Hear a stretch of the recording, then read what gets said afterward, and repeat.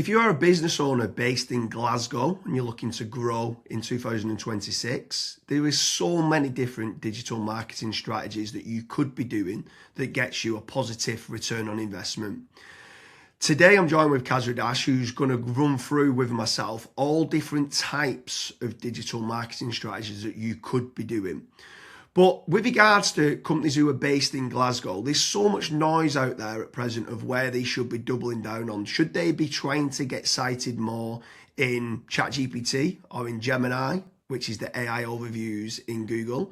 Should they be running more paid social media ads, PPC? Should they be spending more on branding? What should they be doing in 2026? And why is it so many Glasgow-based businesses are failing with their digital marketing spend? Kazra, I want to get started. Before we get started, I want to get a little bit of advice from you. If you're a business owner based in Glasgow, what bit of advice would you give them before they start to spend any money on digital marketing strategies? Yeah, so the biggest piece of advice that I would give to Glasgow-based businesses is go and spend a day setting up some KPIs.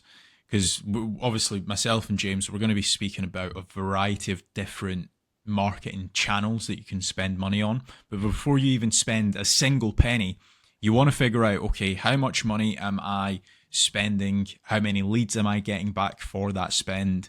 And what are the conversion rates of those leads as well? Or what's the contact rates of those leads? Because a lot of Glasgow-based businesses that we've spoken to in the past, they don't do that. They go and spend £12,000 on Facebook ads or PPC or whatever, and at the end of it, they're like, oh, I've not had a single lead, or the leads that I have had back, they've not been that great. So before you get into that mess, you want to go and set up this KPI list, because then you can actually predict, okay, I'm spending X amount, I'm getting 13 leads back. Out of the 13 leads, I'm able to convert 5 of those leads. Then brilliant. You know exactly how much you're spending and what you're getting back. So let's get into the digital marketing channels. James, take it away. So step number one for me has got to be branding or brand SEO and making certain that you're looking good online, you've got a strong reputation. I think everything needs to start, the foundations need to start with a positive kind of brand SERP of who you are and what you do.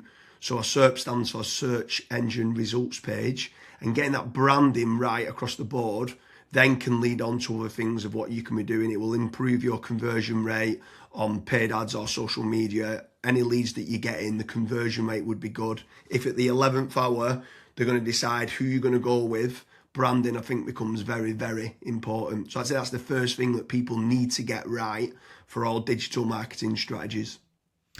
My next strategy is going to be AI visibility. I feel like more and more companies are actually looking into this. So what does ChatGPT, Claude, Gemini, Grok, Perplexity say about your brand or about your business? Is it a positive thing or is it a negative thing? And also trying to figure out what it says about your competitors as well. And obviously trying to improve that's really important. Some people call it AI SEO, some people call it GEO, some people call it LLM optimization. But this is going to be a big thing in 2026 and also in the years to come as well. Yeah, I think that's a huge strategy that people need to be looking at with regards to artificial intelligence. More and more people are obviously using AI. The next one for me is filling in the form at FatRank or Promo SEO, which do a commission-based lead generation service for UK companies looking to grow. I think it's important to be looking at your own digital marketing efforts to generate your own leads, but also if you can use some freelancers and outsource some as well, you've got that diversification of leads. So head on over to fatrank.com, fill in the form and see whether they can help you with a no-risk supply of inquiries. Promise you'll also do a very similar performance-based lead generation service as well that you might want to fill in the form with there, and just double check whether you can go and get a third-party lead generation company to top up and start generating you some leads for your business to grow in 2026. Yeah, and then next on the list is Google Business Profiles, so Google Map listings. This is like local SEO where you basically just try and get more reviews. You build out your Google Business Profile in your local area. Now, there's pros and cons to this.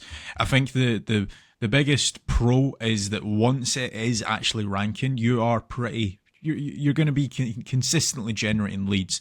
However, to get from nowhere, like let's say you do not have a Google Maps listing at all, to get it ranking to position number 1, the issue you've got with that is there might be, let's say, a 60 or 100 review deficit. And to obviously get those reviews, you need leads. So it's one of those things. It's like the chicken and the egg. I for one just think it's good for personal branding or for branding of your company. So always try and get the Google Maps listing, but you should always know the pros and cons to it as well. Yeah, for certain. If you're in a local area, you want to try and get those local maps listing. For me, you need to be omni-channel and omnipresent. Yeah. I think the next part is SEO in general, so organic SEO. Can you be building up your website to try and get your website ranking better? If you are in local area, you might want to do your service with the area of where you cover. So like plumbing in Manchester, create a page for that. Hopefully then share that on the Google business profile of what you mentioned. But trying to get organic rankings, the amount of search volume that people are out there searching for different services of what you do, or it could be some blog posts that you could be doing as well. There's different strategies on there that you can be doing, but ideally you want good quality content, build up topical authority, and try and get some third-party backlinks to power up the site to get those organic SEO rankings. I think that's another big part that you need to be doing as part of your digital marketing strategies in 2026. Yeah, and then the next one, which kind of ties back to what you were saying before, James, is obviously organic social media. Now, organic social media, I think it's more of a numbers game. So try to create good content that your audience would actually view. Like I see this time and time again where I look at brands and they've just published maybe 4 or 5 posts on their Instagram profile and they've not been active for 3 years, right? That's not going to drive you sales. But if you can do how-tos, if you can do guides, maybe you can do before and afters, right? If you can do content like that, that way people will see you on socials and they will actually click to actually figure out more about you, fill in the contact form. The caveat to organic social media, yes, it's free to do. It's not like PPC, for example, but it is very much a numbers game. So you want to be consistently uploading, maybe not every day, but at least 3 or 4 times a week. Yeah, for sure. On the subject of social media, paid social ads as well is massive. I'm a massive advocate of the kind of the dollar a day strategy of what people talk about. So if you are going to be taking the time to be posting every day, like you mentioned there, for organic social media, just spending a few pounds on those posts and boosting it. So getting case studies, any awards that you've won as well for reputation, and starting boosting that. You can also be running retargeting ads. So if anyone's clicked through to your website, you can be running retargeting, which is paid social as well. Different places like Meta, so whether that's Facebook and Instagram, you've got Twitter, you've got YouTube, you can be running Pinterest, you can even run in places like Reddit as well, for paid ads. And I think paid social media is still an untapped market for digital marketing strategies. Yeah. The next one is it's probably a love-hate relationship. It's PPC, right? Google AdWords or doing it on Bing, wherever. That's basically the sponsored results. So if you search for a service, it's above local SEO. Now, I have spoken, and both myself and James, we've both spoken to so many business owners that are either they've spent 10, 15, 20,000 pound on it, and they've not had a single result, or they might have had a few leads and it's just not been of quality. Or you've got other guys that have spent hundreds of thousands on it and they're like, it's the best thing that's ever happened to my business. Now, the reason why people are either they absolutely love it or they absolutely hate it is probably down to how it's been set up. Like there's so many different nuances to PPC. Like for example, having a really proactive negative keyword list, making certain that you have a set of banned IPs. Like, for example, your competitors could be clicking on your ads and that's deemed as what's called click fraud.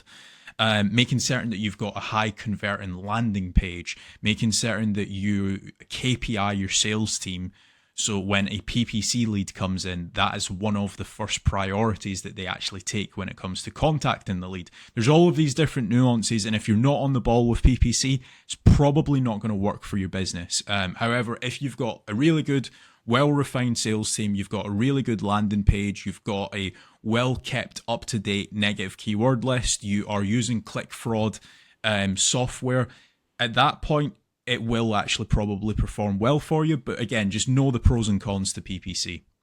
Yeah, for sure. There's certainly pros and cons. There's benefits of using it to get instant leads. But like you said, the amount of people that we speak to that have burnt a lot of budget and not had the inquiries and stuff that's come through as part of the digital marketing is pretty scary.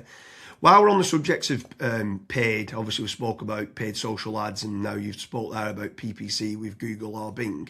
I'm going to throw in the mix paid ads on AI platforms. It's not fully rolled out as we're doing this video, but I know that ChatGPT are looking to try and roll out ChatGPT ads. Claude, Perplexity, other kind of LLMs might start rolling it out in 2026. I think if you're one of the early adopters and innovators to get on there, I think you could be getting cheap leads or cheap contact form submissions. So it's something to look out for of doing paid AI listings and ads. I think that could be something to look out for in 2026. Next on the list, and this is a little bit out of control. You do obviously have like forums that you can get your brand mentioned in, like for example, Reddit and Quora. That very much comes down to the after fact. Like, where are your customers that you've been dealing with previously? Are they actually raving and shouting about you? If they are, then that's a very good resource of getting other people recommending you. So if you can get that, again, it's a little bit out of your control, but asking for reviews, asking for them to recommend you to friends, to people, that can obviously generate you a decent amount of leads and inquiries as well. Yeah, for sure. And the add-on benefits to places like Reddit is that it's getting cited so much now in the AI overviews.